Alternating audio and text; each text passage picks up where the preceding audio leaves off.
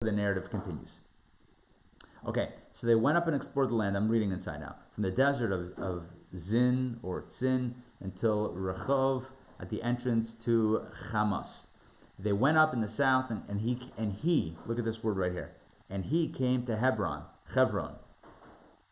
Who's the he?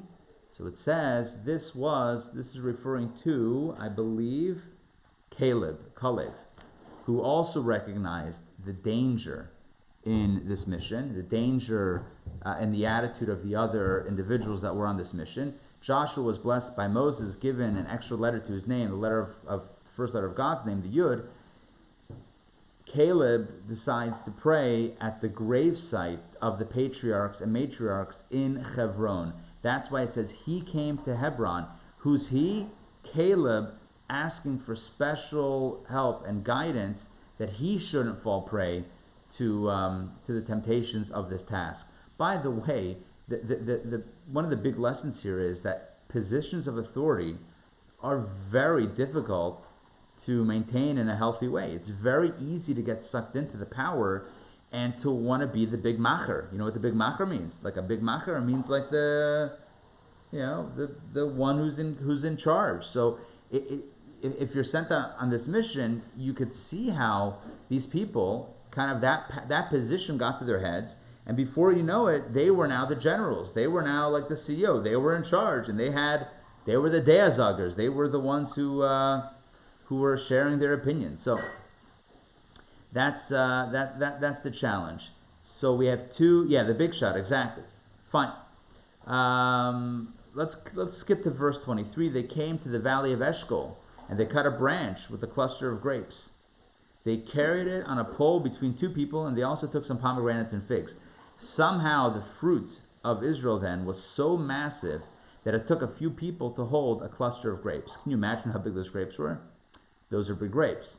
Those are like massive grapes. Listen, vintage, classic, pre-Israel Canaanite grapes. They call that place the Valley of Eshcol because of the cluster. A cluster of grapes is called an Eshcol because of the cluster Eshcol that they cut from there. Okay, here we go. Here is what happens next. Verse 25. This is really important. They return from scouting the land at the end of the 40 days. Now, it took them 40 days to traverse the land of Israel, or the land of Canaan. They went and they came. Look what happens next. Verse 26. They went and they came to Moses and Aaron and all the congregation of the children of Israel in the desert of Paran to Kadesh. They brought them back a report as well as to the entire congregation, and they showed them the fruit of the land. And already in verse 26, you see the mistake. Unmute yourself if you can tell me in verse 26 where they already went wrong. Where the seeds of the error, no grape seed pun intended, where are the seeds of the error of the spies in verse 26 already? Help me out here. They just looking to what they can take, the fruit of the land? Okay, but they were told to bring back some of the fruit. What else? What else did they do here that indicates that they were feeling very, very important? What did they do here? Help me out. Yes, Karen is correct. Look at this. They came, who sent them? Moses sent them. If they were sent by Moses, they should come back and give the report to whom? To Moses. What do? No. They come to Moses, to Aaron, and the entire congregation. As the verse says here, they brought back a report as well as to the entire congregation. They held a press conference, and they said, everyone gather, we have a very important message to share. Who are you to share a message? You were sent by the commander-in-chief, you were sent by the general Moses, right? You were sent on a mission. You come back and report to your superior. What is this, whistle blowing, going on a press conference, doing interviews in the media? This is not the place. This is not the proper approach. You could see already that they had an agenda. They had a message they wanted to share and get out. At this point, you can see this mission is already going sideways. Take a look at the next verse. They told him and said, we came to the land to which you sent us, speaking to Moses, and it is flowing with milk and honey, and this is its fruit. However, when somebody starts off by saying something nice and then they say, however, you know that they're about to undermine everything that was just said prior. So the land is wonderful, the fruit is amazing, it's great, we're going to eat well. However, verse 28, the people who inhabit the land are mighty, and the cities are extremely huge and fortified, and there we saw even the offspring of giants. So they're planting now, not even planting the seeds, they are straight up sending messages of fear to the people. Remember, they're not reporting back just to Moses, because Moses would have said, thanks for the info, here's what we're going to do. They went to the people, right? They went in front of the people who are not trained to understand what is a danger, what's not a danger. You know, if you and I knew all of the military intelligence that the higher-ups knew, we probably wouldn't sleep at night, right? If we knew what the FBI, the CIA knew, it would... Listen, there are things that are meant for the intelligence community, and then hopefully they make the right decisions, and then hopefully we're all safe. I mean, that's the hope, but that's the protocol. They didn't report the intelligence that they gathered back to Moses exclusively. They went in front of all the people and they said, however, the people are mighty. The cities are huge and fortified. What are they trying to say? What's the message? The message is essentially, there is no way we're going to be able to be successful in this mission. We're going to go conquer this land. Are you kidding me? It's a suicide mission. That's what they were saying. And there we saw the giants. Look at verse 29. And they start mentioning the nations. And what's the first nation that they mention that lives there in that land? The Amalekites dwell in the south. The first nation they mention is Amalek. Amalek already was a thorn in the side of the Jewish people, having provoked the Jewish people in their journeys from the land of Egypt. They were the first nation that attacked the newly freed children of Israel. And now the spies are saying the first nation that they specify by name is the Amalekites. It's by design to once again sow fear amongst the people. This was not to Moses. Had Moses heard this exclusively, he would have said, thanks for the information, here's what we're going to do, let's move. But no, they go to the people. And now the people don't have the ability to deal with this information without panicking. So they start mentioning the Amalekites, the Hittites, the Jebusites, the Amorites, the Canaanites, etc. So they talk about all these nations that live within this land. And the implication is these are well-armed, well-trained, strong, fortified individuals and cities and nations. Not happening. They haven't said that conclusion yet, but that's where they're leading up to. Caleb in verse 30, he senses exactly where this is headed. He quickly silences everyone, and he says, we can surely go up and take possession of it, for we can indeed overcome it. He's the first one to make a conclusion. So in a sense, he also overstepped, but he was trying to correct what was about to happen. You see what's going on here? Rabbi. Caleb was one of the two spies, we'll just call them spies, one of the two spies who remained believing in God's ability to do this. Caleb and Joshua. So Caleb jumps right in here and he says, no. Don't believe these guys. We can do it. We can overcome it. We can take the land. But the men who went up with him, the other 10 said, and this is the dramatic moment, we are unable to go against the people, for they are stronger than we. The commentaries say, if you look at the Hebrew grammar is mimenu. The Hebrew word is mimenu, stronger than we. Mimenu could mean we. It can also mean he. And as Rashi points out, based on our sages, based on the ancient commentaries of the Midrash and the Talmud, what they were saying is not only are these people stronger than we, change the W to an H, they're stronger than he, stronger than God. They were telling the people that not only are we unable to do it, but even God can't deliver us even God can't deliver success in this mission to conquer this land. It's suicide. It's a mistake. It's a big mistake. Let's not do it. Rabbi, yes, go ahead, Ray. Number one, weren't the people supposed to have destroyed all the descendants of Amalek? At a certain point, but that they were told that would be a mitzvah, for all time. But that battle hadn't happened yet. Okay.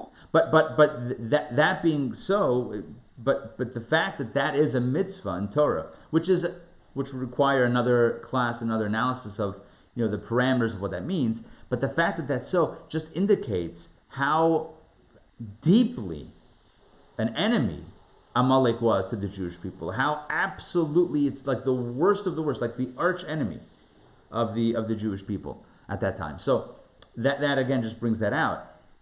And their conclusion here is, we can't do it. Stronger than we or stronger than he. Take a look at verse 32.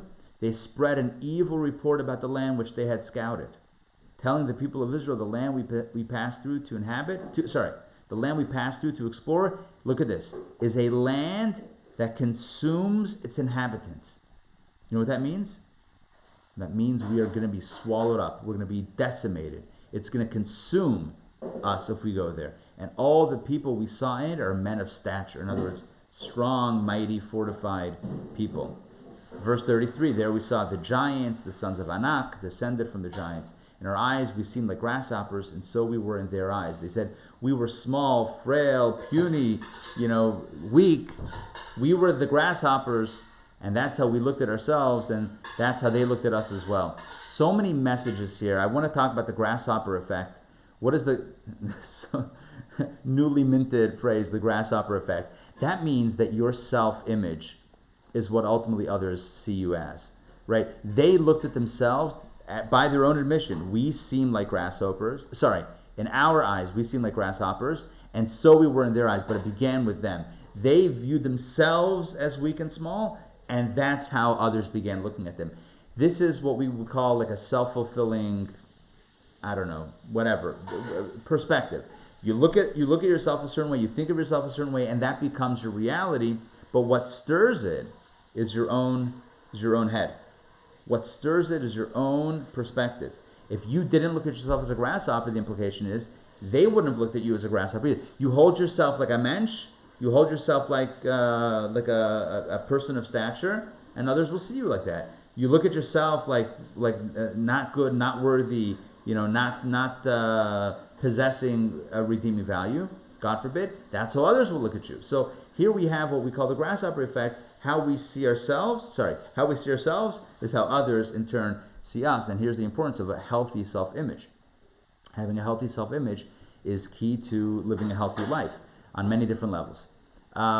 Okay, so that was the report.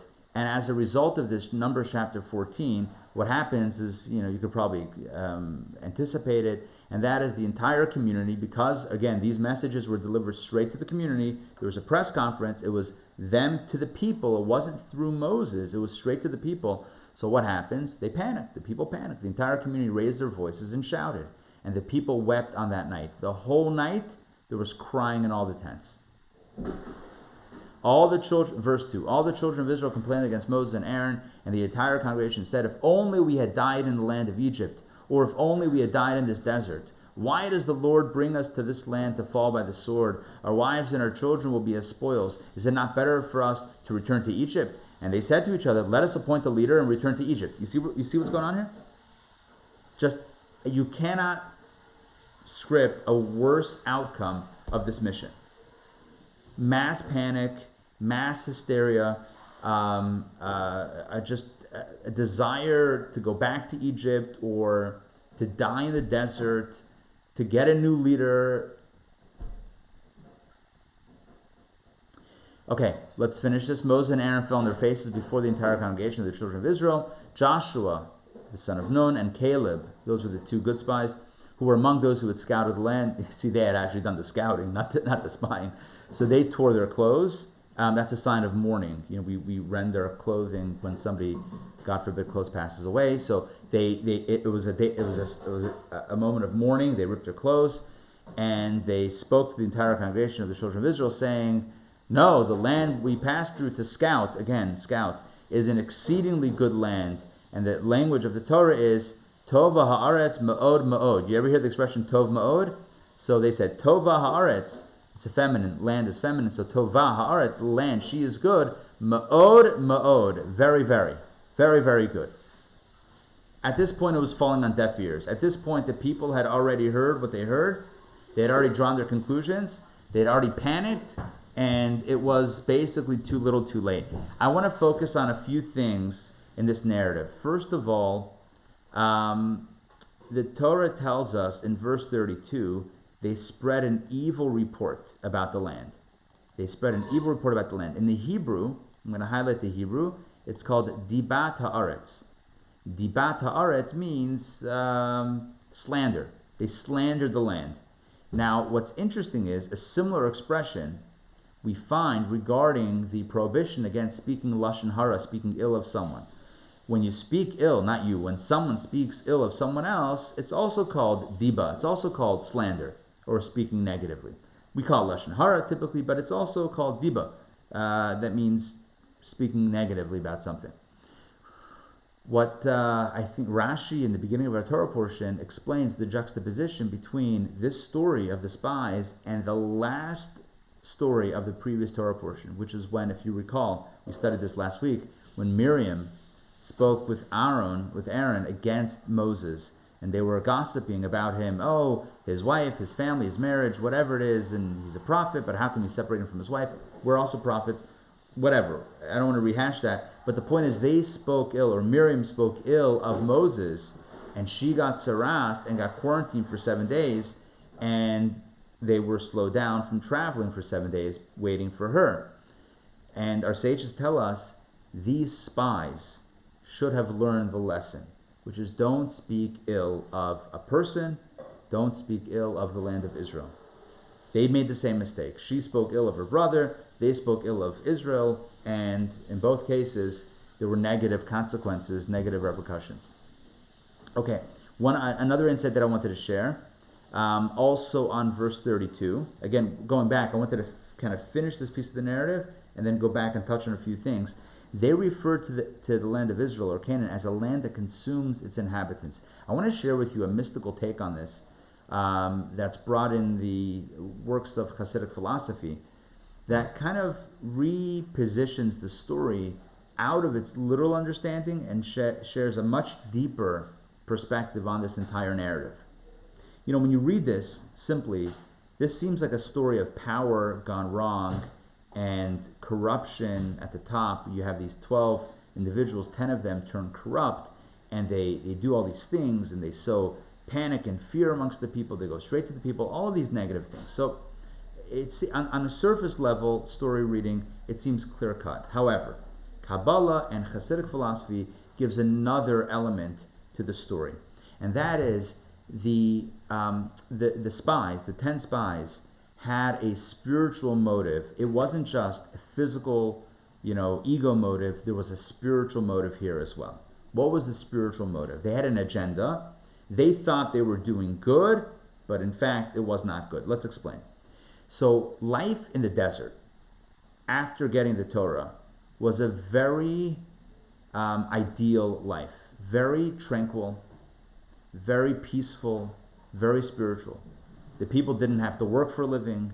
They didn't have to clean their clothing. It was cleaned by the cloud. They didn't have to, get food. The food was delivered to them from heaven.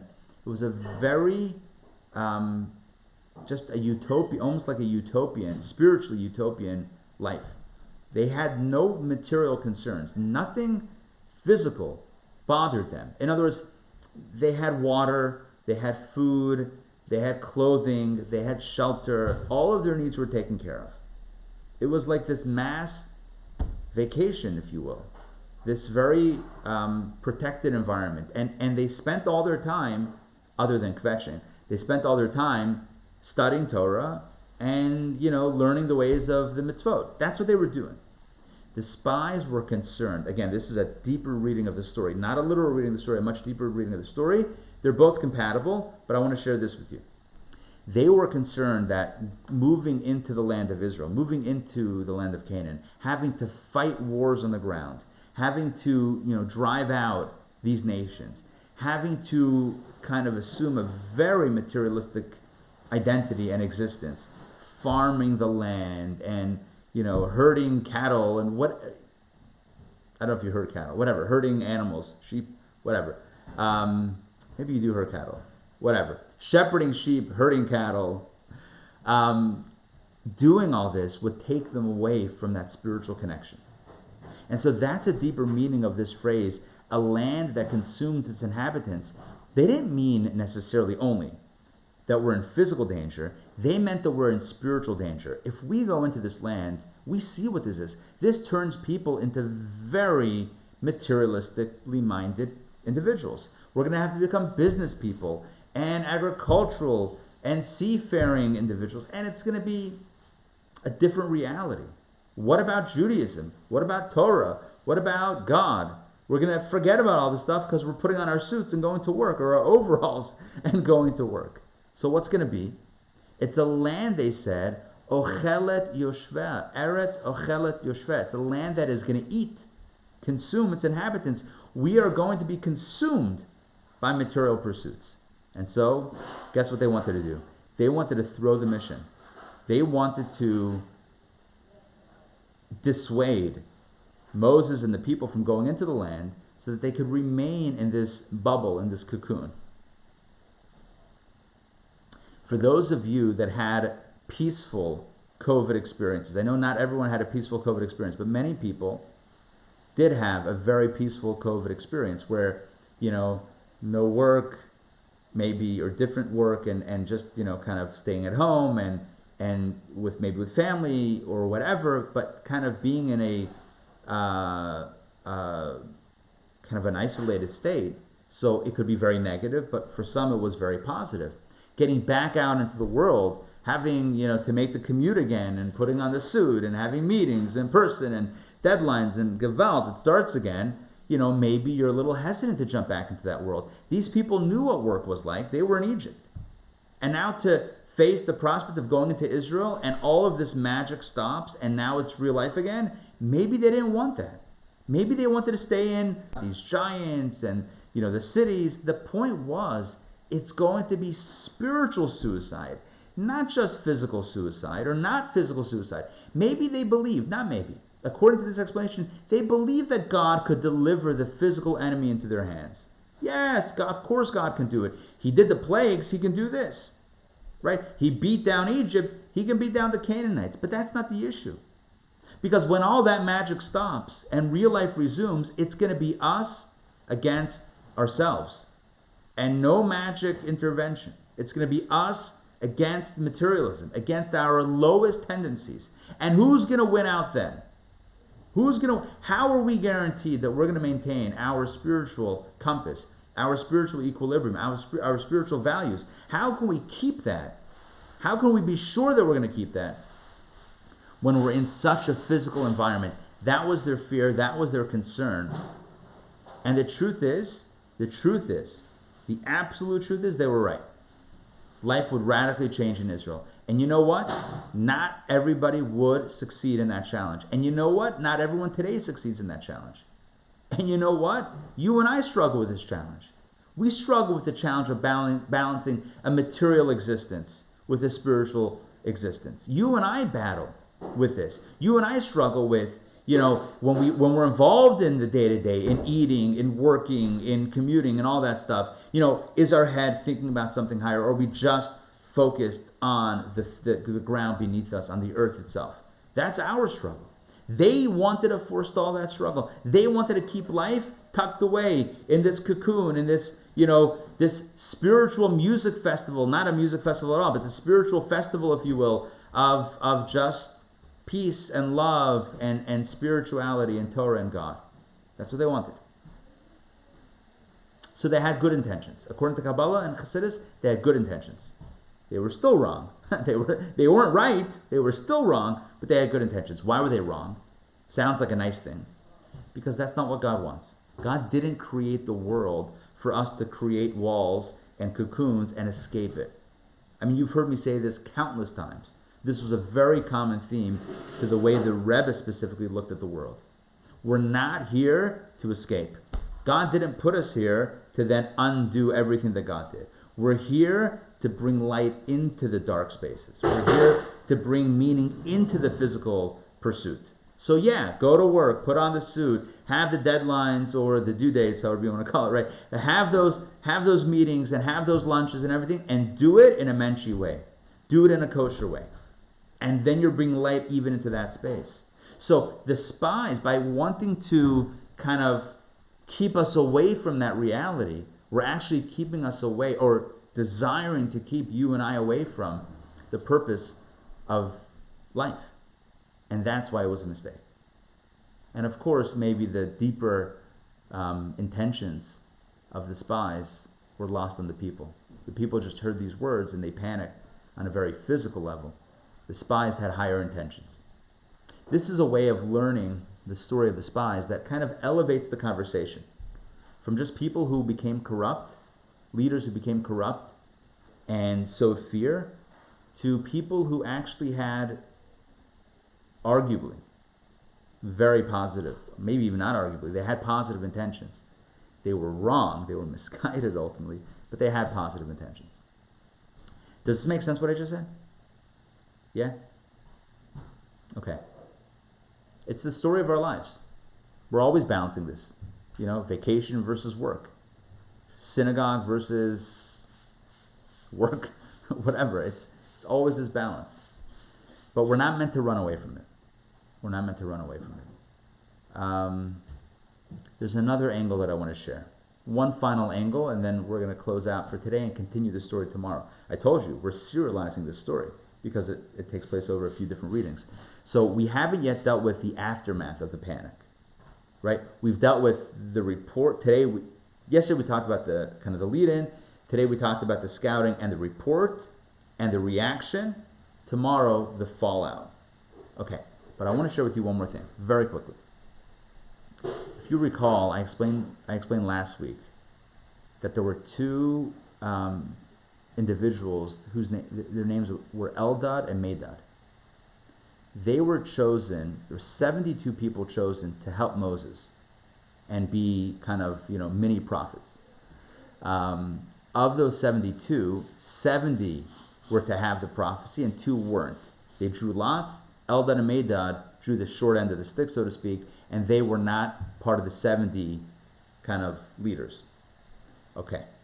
Nonetheless, they began, once the spirit of prophecy was moving, they got it as well. They caught the bug, or whatever you call it. And they began reciting prophecy. And in last week's Torah portion, we read that Joshua, right, the same Joshua, right, that we're speaking about today, Joshua hears what they're saying and tells Moses, stop them. And Moses says, no, let them keep on going. And I explained what were they saying that Joshua was getting very nervous about or worked up about. They were saying that we see a vision. Moses will pass away and Joshua will lead the people into the land of Israel. According to the son of one of the prominent Kabbalists, Rabbi Chaim Vital, according to his son, the reason why, again, another explanation of the rationale behind the spies, the reason why the spies threw this mission, and they did throw this mission, the reason why they threw this mission is because they knew the prophecy. They had heard it with everyone else, or maybe not everyone heard it, but they had heard it. The prophecy was that upon entering the land, or before entering the land, Moses will pass away. If they came back with a good report, if they came back with a positive report, and the Jewish people said, all right, let's go, let's jump straight to the land of Israel, what would happen? Based on the prophecy, Moses would immediately pass away, and they would be led by Joshua to the land of Israel. They loved Moses. Are you with me on this new explanation? They loved Moses. They wanted more time with Moses. The prophecy was that before Israel, Moses would pass away. They wanted to push off Israel as long as possible. They wanted to push off the entry into the land of Israel as long as possible, to have as much time with Moses as possible. And you know what? They got 40 more years. In a kind of roundabout way, maybe not so roundabout, they actually got what they wanted.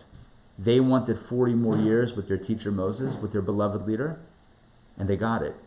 Understood in this way, this story, the story of the spies, is a love story. Understood in this way, through this lens, the story of the spies is a love story between a people, or at least these people, and their leader. They knew that at the border of Israel, Moses would already have been deceased. pass away. They wanted to push off that approach as long as possible. So they concocted a plan. They threw the mission, negative report, the people panicked, and they got another 40 years. They got 40 years with Moses. At the end of the 40 years, that's when the people entered the land, and before that is when Moses passes away. So they got in a very roundabout way.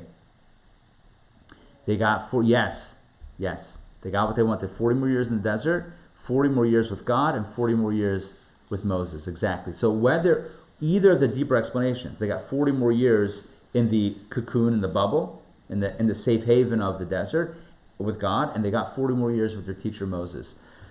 And still it was a mistake. Because true love is not,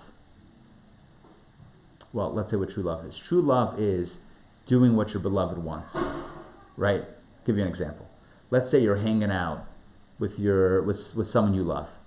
And they say to you, it's a Sunday morning, and they say to you, after Kabbalah and coffee, and they say to you, can you go to the store and get the newspaper? Back in the day when newspapers were, a thing. So please go to the store and get me a newspaper. And you say, no, you know what, I want to spend time with you. I don't want to go to the store. You're like, no, really, I want you to go to the store. Please get me a newspaper. That's what I want. Like, nope, I want to be with you. So which is a greater expression of love? Staying there with them or going to the store to get the newspaper? The answer is, if they want the newspaper, that's a greater expression of love.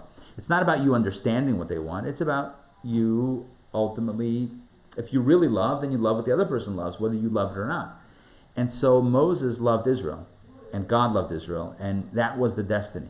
So for them to say, no, we want to be here with you, right, because we love you, Moses would have said back to them, if you really love me, go to Israel. That's where I want you to be.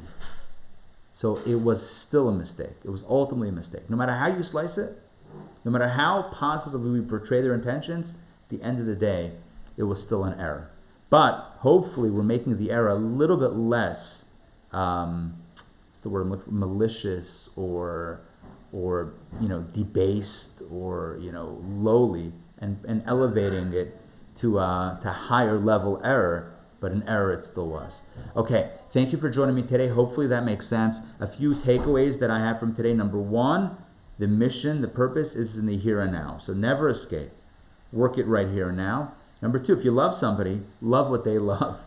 Right? That's another message from today's class. Okay, it's great to see everybody. It's great to study together. I want everyone to, wishing everybody well. And yes, Karen, go ahead. I'm not sure. Can you hear me? Yes. Okay, good. Because sometimes I don't know why. Sometimes it works and sometimes it doesn't. But when does Moses strike the rock, though? Is this after this? So at the end of the 40 years, on their final approach,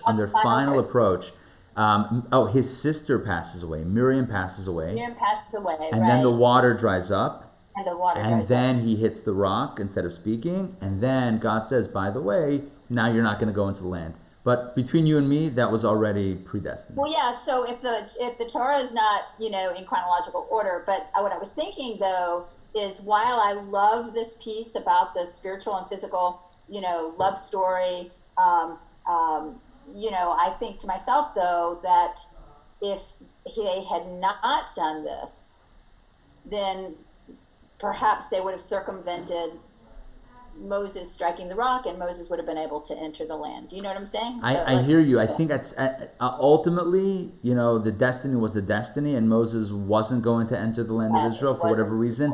I guess there would have been another way. This is kind of like what we spoke about last week in Torah studies, where we make choices that affect on a certain level destiny, but ultimately destiny is really scripted by God somehow, which is the great paradox of how to fit those two together. So we have absolute, fierce free choice, and yet God is still in control of, the way things ultimately unfold. So on some level, we have to believe that Moses was not going to enter the land of Israel. Yeah. They wanted another 40 years or whatever. I guess they didn't know that it was going to be 40. They wanted more time. They got more time. But it wasn't the ideal. It was kind of holding Moses hostage, if you will. Moses says, go on. I want you to go. No, I want to be here with you. All right. What are you going to do? I can't force you, but Maimonides says if they weren't ready, they weren't ready, And by the way, all the explanations, tie together. From Maimonides' philosophical explanation in the guide to the Kabbalistic explanation, number 1 and number 2, they all tie together, right? I mean, Maimonides says that people weren't ready to face an enemy, another challenge. So God says, all right, I'm not going to force you into it. So wait here 40 years, your children will go. It's the same thing, right? We're saying the same thing today, but in a bit of a different, a slightly different rotation. They weren't ready not just for the physical encounter, but for the spiritual encounter. Sorry, for the physical spiritual encounter, right? It's the same notion that they didn't feel that they were equipped to handle that challenge. And so they weren't pushed into it. If you're not ready, you're not ready. So they were given the cocoon. They weren't ready to face life without Moses. So they didn't have to. That generation didn't have to. That's it. They got what they wanted. Again, going back to Maimonides, they weren't forced into something that they didn't feel equipped to handle. Sandrine, it's good to see Sandrine 770. Oh, I forgot to do that. Yeah, no worries. I was like I'm the only one who put a number. You are. Even me, I didn't put a number, but I guess I knew myself.